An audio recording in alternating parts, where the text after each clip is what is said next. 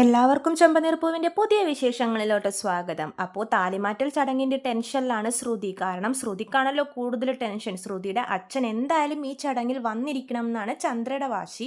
അപ്പോൾ ശ്രുതി അതിനെക്കുറിച്ചുള്ള ടെൻഷനൊക്കെ തൻ്റെ കൂട്ടുകാരി മീരയോട് ഷെയർ ചെയ്യുന്നുണ്ട്. അപ്പോൾ കൂട്ടുകാരി പറയുന്നുണ്ട്, നമുക്ക് വേണമെങ്കിൽ അച്ഛനായിട്ട് അഭിനയിക്കാൻ ഒരാളെ കൂടി വിളിക്കാമെന്ന് പറയുമ്പോൾ ശ്രുതി പറയും, അയ്യോ വേണ്ട, ഇളയച്ഛനായിട്ട് കൊണ്ടുവന്ന ഒരാളെ കൊണ്ട് തന്നെ എനിക്ക് മതിയായി, ഇനി അച്ഛനായിട്ട് ആരെ അഭിനയിപ്പിക്കാനൊന്നും കൊണ്ടുവരണ്ട. അതെന്താണെന്ന് വെച്ചാൽ ഞാൻ ചന്ദ്രാൻ്റിയോട് പറഞ്ഞ് ഓരോന്നൊക്കെ ഓരോ റീസൺ പറഞ്ഞ് ഒഴിവാക്കിപ്പിക്കോളാം. പക്ഷെ ഇപ്പം എൻ്റെ ടെൻഷൻ അതല്ല, ഈ താലിമാറ്റൽ ചടങ്ങിന് പൈസയുടെ ചിലവുണ്ട്. താലിയൊക്കെ മേടിക്കണമല്ലോ, അതിന് പെണ്ണിൻ്റെ സൈഡിൽ നിന്ന് എന്തെങ്കിലും പൈസയൊക്കെ കൊടുക്കണ്ടേ, അതിനെന്ത് ചെയ്യും എന്നാണ് ഞാൻ ആലോചിച്ചുകൊണ്ടിരിക്കുന്നത്. നിൻ്റെ കയ്യിൽ എന്തെങ്കിലും പൈസയുണ്ടോ മീര എന്നൊക്കെ ശ്രുതി ചോദിക്കുന്നുണ്ട്. അപ്പോൾ മീര പറയും, എൻ്റെ കയ്യിൽ കൂടി വന്നാൽ 10-20 ഒക്കെ കാണും, അതിൽ കൂടുതലൊന്നും ഉണ്ടാവില്ല എന്ന് പറയുമ്പോൾ ശ്രുതി പറയും, അയ്യോ അതൊന്നും മതിയാവില്ല, എനിക്ക് കുറേ കാശ് ആവശ്യമുണ്ട്, എന്ത് ചെയ്യുമെന്ന് ആലോചിക്കുവാണ് ഞാൻ എന്ന് പറഞ്ഞിട്ട് ശ്രുതിയുടെ അമ്മയെ വിളിക്കുവാണ്. അമ്മയെ വിളിക്കുമ്പോഴേക്കും ശ്രുതി ചോദിക്കും, അവർ വിശേഷങ്ങളൊക്കെ കുറച്ച് നേരം സംസാരിക്കുകയും എന്നിട്ട് പറയും, അമ്മയുടെ കയ്യിൽ എന്തെങ്കിലും പൈസ വല്ലതും ഇരിപ്പുണ്ടോ? അപ്പോൾ അമ്മ ഇങ്ങനെ ഒന്നും മിണ്ടില്ലേ, എനിക്കറിയാം ഞാൻ അയച്ചു തന്നെ പൈസ അമ്മ ചിലവിനെടുക്കുന്നതെന്ന്, എന്നാലും എന്തെങ്കിലുമൊക്കെ മാറ്റി വെച്ചത് വല്ലതും ഇരിപ്പുണ്ടോ എന്ന് ചോദിക്കും. അപ്പോൾ അമ്മ പറയും, ഞാനിപ്പോൾ പൈസയൊക്കെ എൻ്റെ കയ്യിൽ സ്വർണ്ണമുണ്ട്, സ്വർണ്ണം വെച്ചിട്ട് വേണമെങ്കിൽ ഞാൻ കൊണ്ടുതരാമെന്ന് പറയുമ്പോൾ ശ്രുതി പറയും, അയ്യോ സ്വർണ്ണമൊന്നും വെക്കണ്ട, പൈസ ആയിട്ടുണ്ടെങ്കിൽ മതി എന്ന് പറയുമ്പോൾ, പൈസ ഇട്ടൊന്നുമില്ല, നിൻ്റെ ആവശ്യത്തിന് വേണ്ടിയിട്ടല്ലേ, ആ സ്വർണം വെച്ചിട്ട് ഞാൻ പൈസ ഇട്ട് നിന്നെ കാണാൻ വരാം, നിന്നെ കണ്ടിട്ടും കുറേ ആയല്ലോ, നിൻ്റെ താലിമാറ്റൽ ചടങ്ങിന് ഞാൻ വരട്ടെ എന്നൊക്കെ അമ്മ ചോദിക്കുന്നുണ്ട്. അപ്പോൾ ശ്രുതി പറയും, അയ്യോ അമ്മ എങ്ങനെയാണ് അമ്മേ? അപ്പോൾ പറയും, കല്യാണത്തിനും എനിക്ക് വരാൻ പറ്റില്ല, എനിക്ക് ഇത് കാണണം എന്ന് ഭയങ്കര ആഗ്രഹം ഉണ്ടടി എന്നൊക്കെ പറയുമ്പോൾ ശ്രുതി പറയും, അമ്മ വന്നാൽ ശരിയാവില്ല അമ്മ എന്നൊക്കെ പറഞ്ഞ് അമ്മയെ തടയുവാണ്. അപ്പോൾ അമ്മ പറയുന്നുണ്ട്, എന്നാൽ ഞാൻ ഈ പൈസ തരാൻ വേണ്ടി വരുമ്പോൾ എനിക്ക് നിന്നെ കാണാമല്ലോ, നിന്നെ കണ്ടിട്ട് എത്ര നാളായി എന്നൊക്കെ പറയുന്നുണ്ട്.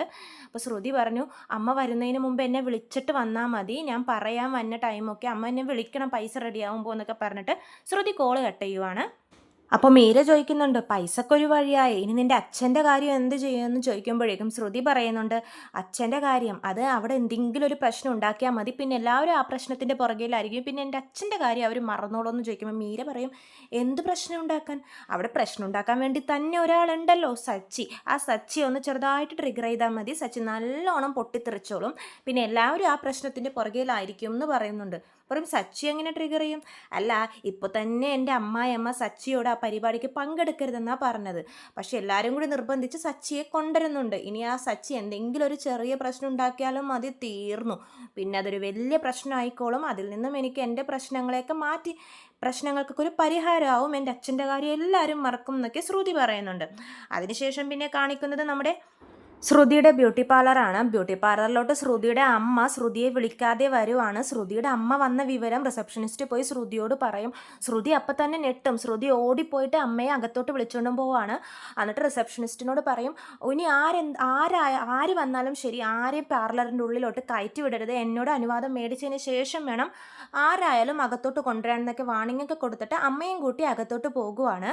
എന്നിട്ട് അമ്മയോട് ആ ശ്രുതി ചോദിക്കുന്നുണ്ട്, അമ്മേ ഞാൻ പറഞ്ഞതല്ലേ എന്നെ വിളിച്ചിട്ട് വന്നാൽ മതി എന്നൊക്കെ, അമ്മ എന്ത് ഈ വിളിക്കാണ്ടൊക്കെ നേരെ പാർലറിലോട്ട് വന്നത്?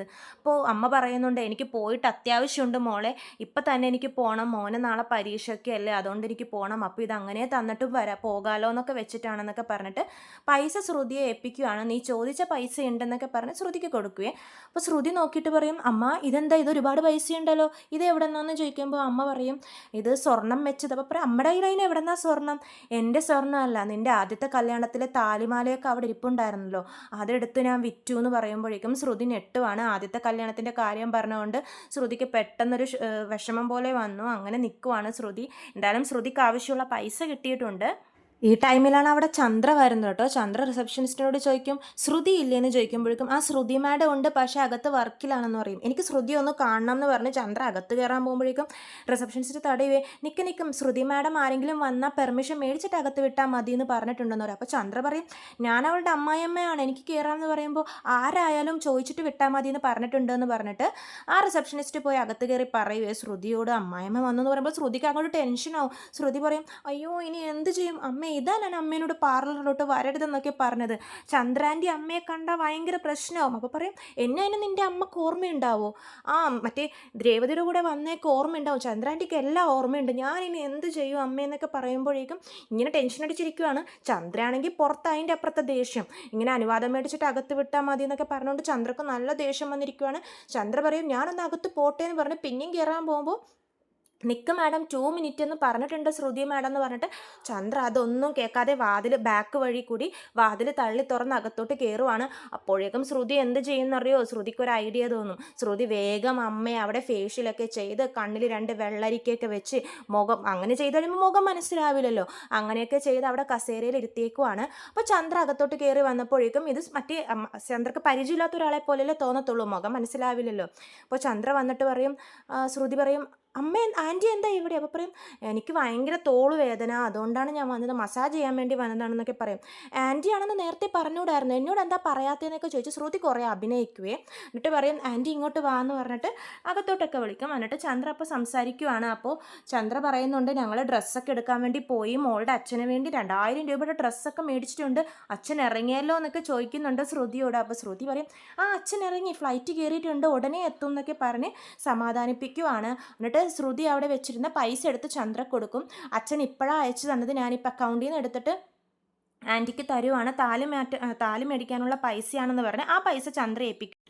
പൈസ കിട്ടിയപ്പോൾ ചന്ദ്രക്ക് സന്തോഷമാവും. ചന്ദ്ര അപ്പം പറയും, കണ്ടോ മോളോട് എന്ത് സ്നേഹം അച്ഛനും, മോൾ അച്ഛനോട് അങ്ങനെ ദേഷ്യമൊന്നും വിചാരിച്ച് നിൽക്കരുത്. അത് പിന്നെ അതൊക്കെ പോട്ടെ, നിൻ്റെ രണ്ടാനമ്മ വരുന്നുണ്ടോ പരിപാടിക്കാന്ന് ചോദിക്കുമ്പോൾ ശ്രുതി പറയും, ഇല്ല. ഹോ നന്നായി, അല്ലെങ്കിൽ എല്ലാവരുടെ മുമ്പിൽ ഞാൻ മറുപടി കൊടുക്കേണ്ടി വന്നാന്, അച്ഛനോട് കുറച്ച് സ്നേഹത്തിലൊക്കെ പെരുമാറുമെന്ന് ചന്ദ്ര പറയുവാണ്. എന്നിട്ട് അവിടെ ഇരിക്കുന്ന സ്ത്രീയെ നോക്കിയിട്ട് പറയുന്നുണ്ട്, എൻ്റെ മരുമോളാ, പക്ഷേ ഇവൾക്ക് അമ്മയൊന്നും ഇല്ല എന്നൊക്കെ വിശേഷങ്ങളൊക്കെ പറയുന്നുണ്ട്. ഞാൻ മോളെ പോലെയാണ് ഇവൾ കാണുന്നത്, ഇവളുടെ അമ്മ നേരത്തെ മരിച്ചുപോയി, പക്ഷേ ആ കുറവൊന്നും അറിയിക്കാണ്ടേ ഞാനിവളെ വളർത്തുന്നതെന്നൊക്കെ പറയുന്നുണ്ട്. ഇത് കേൾക്കുമ്പോൾ ശ്രുതിയുടെ അമ്മയ്ക്ക് സങ്കടമൊക്കെ വരുന്നുണ്ട് കേട്ടോ നല്ലോണം. ചന്ദ്രയുടെ അമ്മക്ക്, ചന്ദ്രക്കാണെങ്കിൽ അമ്മയാണെന്ന് അറിയില്ലല്ലോ, അതുകൊണ്ടാണ് ഈ വിശേഷങ്ങളൊക്കെ പറഞ്ഞുകൊണ്ടിരിക്കുന്നത്. എന്നിട്ട് പറയും, എനിക്കും കൂടി ഒന്ന് മുഖത്തെന്തെങ്കിലും ചെയ്തതാ മോളെ, നാളെയല്ലേ പരിപാടി, ഞാനും ഒന്ന് തിളങ്ങട്ടെ എന്നൊക്കെ പറയുമ്പോൾ ശ്രുതി പറയും, ആൻറ്റിക്ക് ഞാൻ വീട്ടിൽ പോയിട്ട് ചെയ്തുതരാം, ഇവിടെ ഇപ്പോൾ ചെയ്യാനിരുന്ന ഒരുപാട് ടൈം എടുക്കും, വീട്ടിൽ പോയിക്കോ, ഞാൻ അവിടെ വന്നിട്ട് ചെയ്തുതരാം എന്നൊക്കെ പറയുവാണ്. ചന്ദ്രയ്ക്ക് എന്തായാലും പൈസ കിട്ടിയ സന്തോഷമാണ് കേട്ടോ, വിചാരിച്ചതിനും കൂടുതൽ കാശുണ്ടല്ലോ. ചന്ദ്ര അതൊക്കെ നോക്കി വളരെയധികം സന്തോഷിക്കുന്നുണ്ട്. ശ്രുതിക്കും പൈസ കൊടുത്തതിലുള്ളൊരു സമാധാനമുണ്ട്, പിന്നെ ആ ചടങ്ങിൻ്റെ ടെൻഷനും ഉണ്ട്. എന്നിട്ട് അമ്മയോടൊക്കെ അനുഗ്രഹമൊക്കെ മേടിക്കുന്നുണ്ട് ശ്രുതി, അമ്മ എന്നെ അനുഗ്രഹിക്കണം, നാളെ ചടങ്ങല്ലേ എന്നൊക്കെ പറഞ്ഞ് അനുഗ്രഹമൊക്കെ മേടിക്കും. അമ്മക്കാണെങ്കിൽ ആ പരിപാടിക്ക് പങ്കെടുക്കാത്തതിൽ വളരെയധികം സങ്കടമുണ്ട്. എന്തായാലും അമ്മ നല്ലോണം അനുഗ്രഹിക്കുന്നുണ്ട്, എൻ്റെ മോളുടെ ഈ ജീവിതമെങ്കിലും നല്ല രീതിയിൽ പോട്ടെ എന്നൊക്കെ പറഞ്ഞ് അനുഗ്രഹിക്കുന്നുണ്ട്. എന്നിട്ട് പിന്നെ ചന്ദ്ര വീട്ടിൽ പോയി കഴിഞ്ഞിട്ട് താലിയൊക്കെ മേടിക്കുന്നുണ്ട്, നല്ല അടിപൊളി താലിയൊക്കെ മേടിച്ചിട്ട് സെറ്റ് ചെയ്ത് വെക്കും. ശ്രുതിക്കാണെങ്കിൽ അച്ഛൻ്റെ കാര്യം എന്ത് ചെയ്യുന്ന ആലോചിച്ച് ഇത്ര ഫ്ലൈറ്റ് കയറി എന്നൊക്കെ പറഞ്ഞ് സമാധാനിപ്പിച്ചിരിക്കുമായിരുന്നല്ലോ. അമ്മയെ കാണുന്നുള്ള ടെൻഷനായിരുന്നു ആദ്യത്തെ മെയിൻ കാരണം. അതെങ്ങനെയെങ്കിലുമൊക്കെ ശ്രുതി ഒപ്പിച്ചു.